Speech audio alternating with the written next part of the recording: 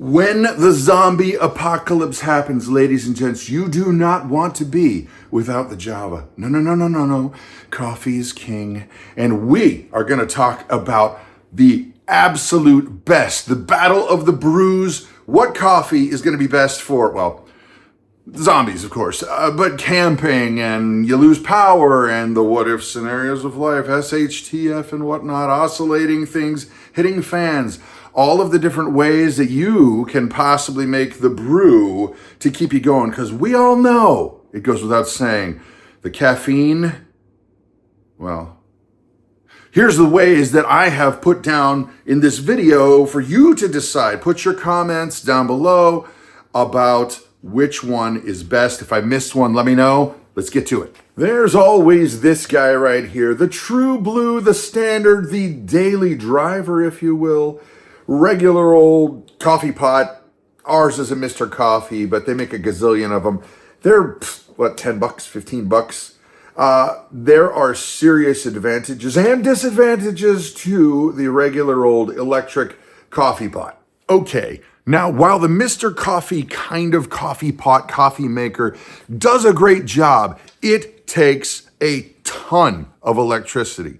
So unless you're running off of a generator or you got this massive solar system that you don't really care that you're basically running a hair dryer, well, hours a day, well then I guess that's for you. But if you don't have that, I'm guessing that the electric coffee pot, not the best choice. All right, next up we have the ever noble, the always ready to rock and roll on a camping trip, boom, percolator. This guy makes amazing coffee. This is how it works, percolator.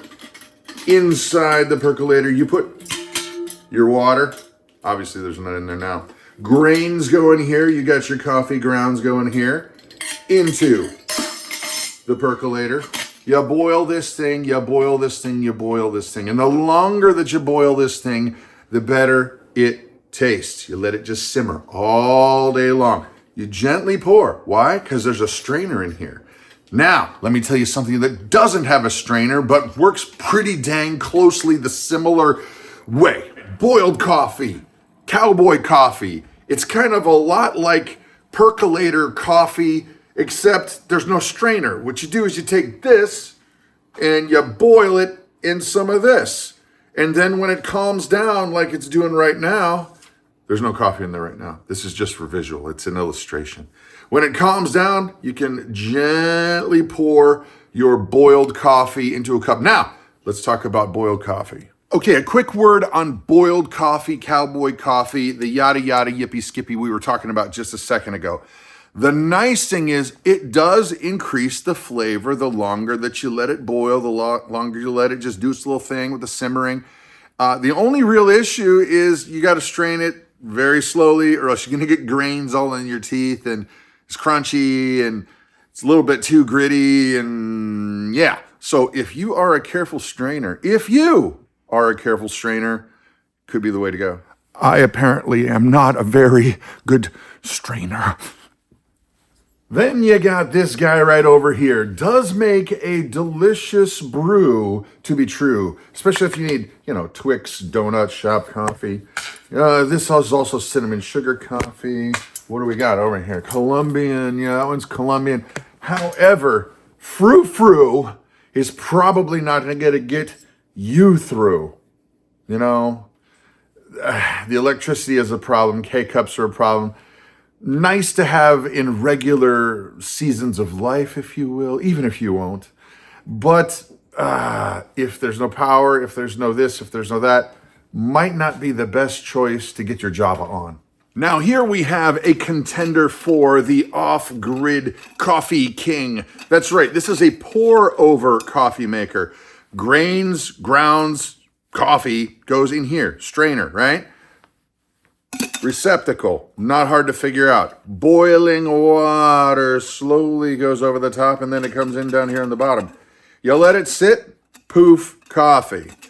What's nice about this one is you don't really need much. It's the receptacle and the strainer and boiling water. Now you may ask yourself, you could say, Brad, if I'm thinking to myself, wondering, could I just do this with any old, say, receptacle and maybe a t-shirt? Ooh, a t-shirt and a wire hanger to replace one of these and to something like this? I would say, yeah, you probably could.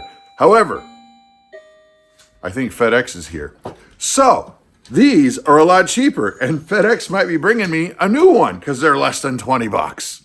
Okay, in the highest ranking, the top easy methods of making coffee in the crazy situations would have to be, boom, instant coffee. Why? Because all you really need is the coffee and water. Well, you could just chew on it, but ugh.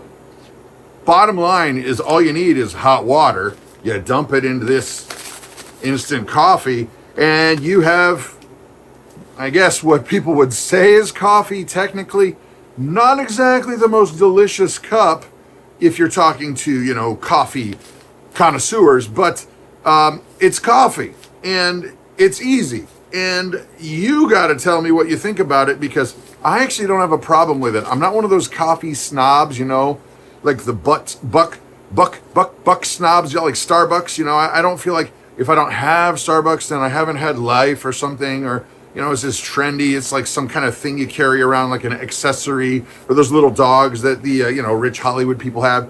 It's not like that. I don't feel like I have to have a Starbucks mug in order to have coffee. However, this has a unique flavor all to its own. Instant coffee. Easy, sure. Your thoughts? In the spirit of being subjective, objective, and all of the adjectives you can think of, I need a second opinion here, right here. Which coffee do you think is the very best? Apocalypse Coffee. Go. I don't care because I don't like coffee. So. Interesting. But what does it mean? I think it means that I asked the wrong person. Let's try that again. So, in the interest of getting a different, better opinion, what do you think of the coffee choices that we have right there? Which one is your fave? Well, Mom won't let me have coffee, so if I had to say, it would probably be the percolator. But you've not had it. No. So there you have it, ladies and gents. You put down in the comment section down below, right after you click the thumbs up and make a comment, because don't forget to sub, because that really helps the channel. Anyway, coffee, down below. Which one do you think is the best if you're camping? No electricity. If something bad were to happen, the what-if scenarios of life. Which coffee's best? You decide down below. Have an awesome and blessed day, guys.